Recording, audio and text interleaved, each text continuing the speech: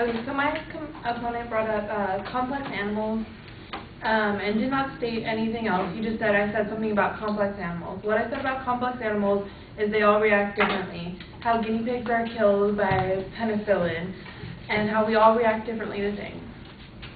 And then, does everybody follow the law in this room like Daniel says? Okay, so yes, they're not supposed to test on beagles, but does that mean they're not going to do it because it's an easier route? Nobody follows the speed limit in this room, I bet. According to PETA's animal use for experimentation, many of these tests are not even required by law, and they often produce an inaccurate, misleading result. Even if a product harms animals, it can still be marketed to you. And then also they're saying that only a very small amount is used for cosmetics and other things.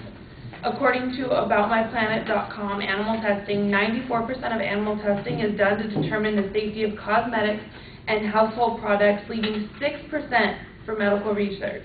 I don't think that's that big to drop off. Okay, and then they go on for saying that it's okay to test on rodents. Well, aren't rodents, haven't people had rats for pets or mice for pets ever? And then they also state that all we talked about is Botox.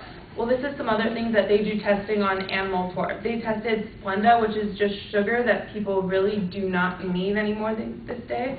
And then they also test, a common test is, according to MyPlanet.com, the Dre's eyes skin irritation test. Rabbits are immobilized in full body restraints while substance is dripped or smeared into their eyes or onto their shaved skin. Rabbits often screech in pain and break their necks trying to get free of this Dre's test that has been proven in studies to be grossly predicted, and the effects that could be seen in human eyes does not reflect the eye irritation hazard for man.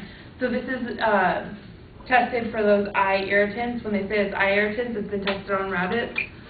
And then also the no animal test subject is actually a human being that poisons are toxic to animals but not to humans, and vice versa. So how can you know if one is toxic to another and not toxic to another? And then another one that they're not just testing on is not just Botox.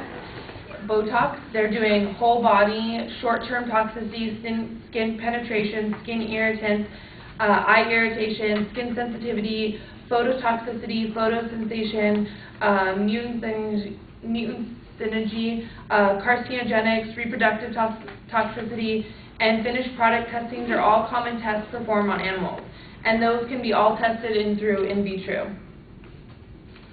Also, according to PETA animals used for experimentation, 95% of animals used in experiments are not even covered by the minimal protections of the Animal Welfare Act that our opponents stated. Also, how can they say that they're reliable when all the animals are under stress? Also, they brought up that rodents were the main use of animals. So if they're the main use, why didn't they comment on rodents only have 40% of the matched genome? They're not a reliable test.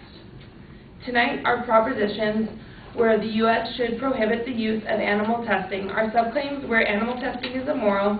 Many animal testing has no positive effects for anyone. Animal testing should be prohibited because there are alternative methods. Tonight, Trevor and I realized that animal testing can't be immediately stopped in full. Our goal is to eliminate it over time by minimizing the suffering and distress that animals go through while being tested. We also aim to minimize the number of animals used until they can be completely removed from testing. All right, thank you.